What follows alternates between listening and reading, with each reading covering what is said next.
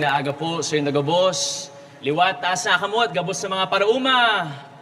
I love you mga parauma. Ogmahon po ako na asindukulang honra po sa kuya na i-welcome sa tuyang padangat na probinsya ang ating minamahal na Pangulo, none other than His Excellency President Ferdinand Bongbong R. Marcos Jr. Sir, welcome back to the province of Camarines Sur. Ogmahon po ako na kasi nakakaugma, nakakataba rin po ng puso, na paglaog po namin, dakula po, marami po nakangiti. And syempre, on a personal note, marami rin pong nagbabating happy birthday, Gov. Luigi. Totoo po, sa aga birthday po ni Gov. 28 years old na po. Gorang o hoben pa man? Hoben pa man. Pero aram po nindo, hindi ko po talaga makakalimutan itong birthday na ito, Mr. President, dahil kayo po personally nandito para po magbigay ng tulong sa Camarines Sur. Hindi po pambihira po na bumisita ang President sa isang probinsya, sarong beses kada taon. Pero last week, o 2 weeks ago, nandito po ang ating mahal na Pangulo pagkatapos po ng bagyong Christine. Not only to personally see the problems, alamin ang mga pangangailangan, as in pinaka-importante, magbigay po ng solusyon at tulong. It is truly the best birthday gift I could ever ask for. Kaya maraming salamat. Palaman po natin, Giraray, ang ating mahal na Pangulo. Aram po nindo na nandito po ang ating mahal na Pangulo. Tinanong niyo po tayo, ano ang mga pangangailangan natin para makabangon ang satuyang padangat na probinsya? Ang hiningi po natin agad-agad, pagkain, tubig at gamot.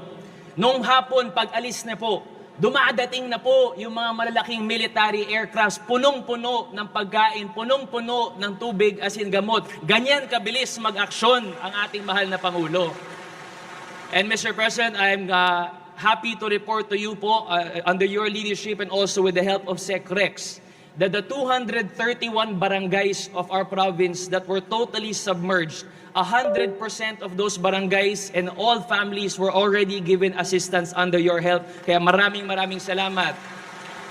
Gusto ko rin po report, aside from the 231 barangays na totally submerged, the 693 barangays that were partially submerged were also 100% delivered assistance. Kaya maraming salamat. Sec Rex, salamat din po sa tulong. Hindi niyo po kami pinabayaan. Siniguduhan niyo po, hindi kami mauubusan. Kaya palakpan po natin ang ating mahal na Secretary Rex Gatchalian, President Bongbong. Thank you very much.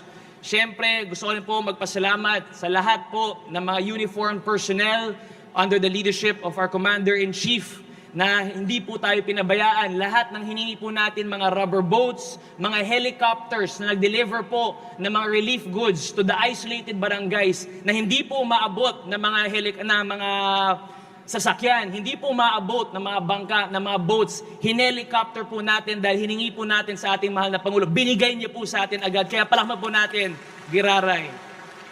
Nagpapasalamat din po ako siyempre sa mga uniformed personnel, members of the Army, Coast Guard, Navy, Air Force, PNP, BFP at iba po na sila po ang mga nagsakripisyo para makaligtas po ang karamihan ng mga tao na naranasan po ang bagyong Typhoon Christine. Sila po ang mga tunay na bayani sa panahon na ini. Kaya palakpan po natin ang ating mga uniformed personnel. Siyempre, saludo din po ako, Manong, Sec, and Mr. President. Thank you po. Sabi mo po, nung pag-alis niyo po 2 weeks ago na Gov, itong bibigay po namin na tulong, hindi pa po ito lahat. Babalik po kami agad at magbibigay po ng tulong. And agad-agad po, 2 weeks later, pag-identify po natin ng farmers, tumawag si Sec Kiko na pinapatawag niya po, Mr. President, identify agad-agad ang mga nangangailangan na parauma para makabigay po tayo ng tulong. Kaya ngayon, mga tugang, kayo po ang mabibigyan ng tag 10,000 pesos. Malakas na palakpakan man dyan! Boss, Mr. President, thank you very much for all the help, and I'm truly confident with you at the helm of our nation. Camarines Sur will rise even stronger, better, and more resilient than ever before. Mabuhay ang ating mahal na Pangulo! Mabuhay ang Camarines Sur! I love you! Pinakamahalaga, kayo po, mga beneficiary na mabibigyan ngayon ng tulong galing sa tanggapan ng Pangulo mismo. Office of the President po ang aming ang dala. Kasama po natin para tumulong sa mga naging biktima at nawalan ng hanap buhay dahil sa mga bagyong dumaan. At aking kasamahan sa pamahalaan, nasyonal at saka sa lokal, ladies and gentlemen, marhay nga aga sa gabos.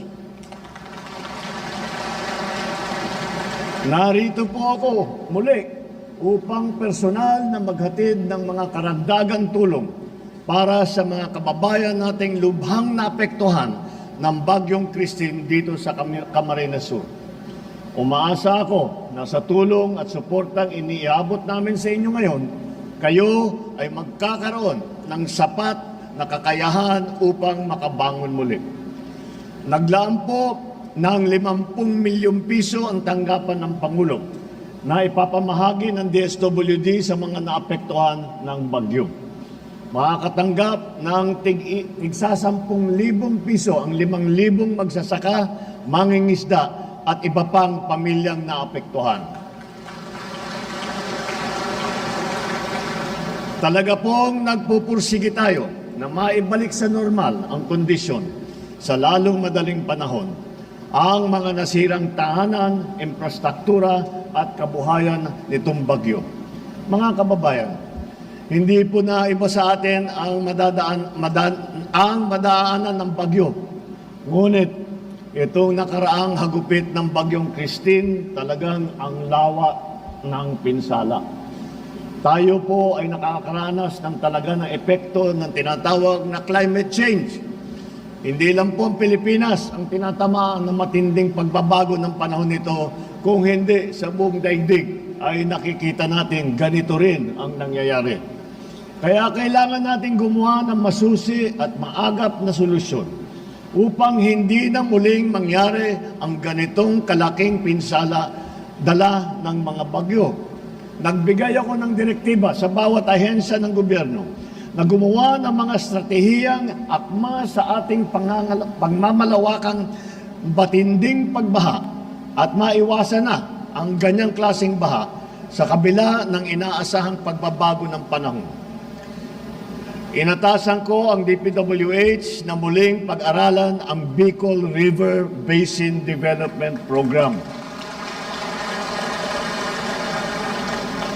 Hulyo nitong taon ay nakumpleto na ng Department of Public Works and Highways ang updating, ang pagbabago ng master plan at feasibility study ng Bicol River Basin upang gawin itong akma sa mga hamon ng pagbabago ng klima natin.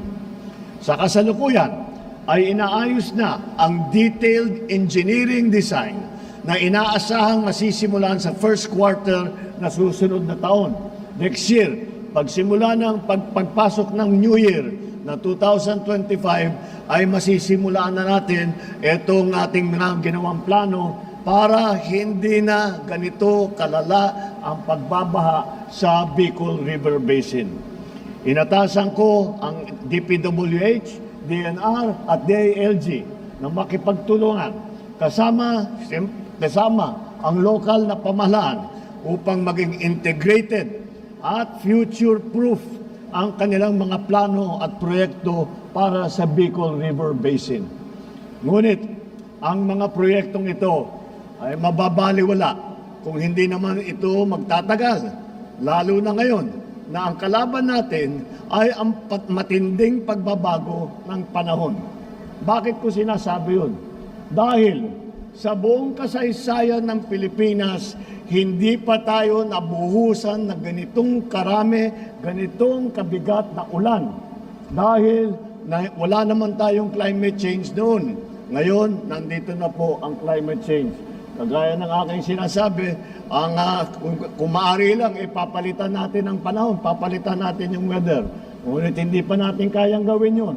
Kaya paghahandaan na lang muna natin para matiyak na hindi naligtas ang mga taga-Kamsur at lahat ng ating mga kababayan na inaabutan at tinatamaan ng mga malalakas na bagyong ganito.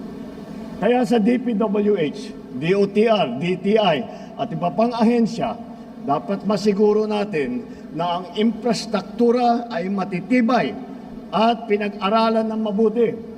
Suriin ninyo ang mga materyales na gagamitin at mga proseso sa pagpapagawa ng mga ito. Para naman sa DBM, sisiguruhin na tuloy-tuloy ang pagtugon sa mga ahensya ng gobyerno sa pamamagitan ng Quick Response Fund.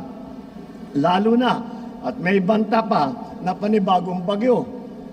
Sa puntong ito, nais kong muling pasalamatan ang ating mga kasamahan sa ASEAN. Ang ASEAN na nagpadala po ng tulong kahit kagaya ng ibang lugar, tinamaan din sila ng bagyo, ngunit binigyan pa rin tayo ng tulong.